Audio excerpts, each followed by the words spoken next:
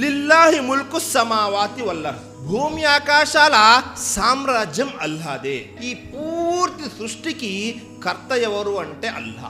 తాను ఏది కావాలనుకుంటే అది సృష్టిస్తాడు.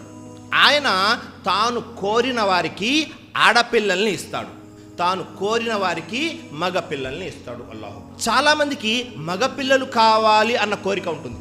వారికి మగపిల్లలు పుడతారా? పుట్టరు.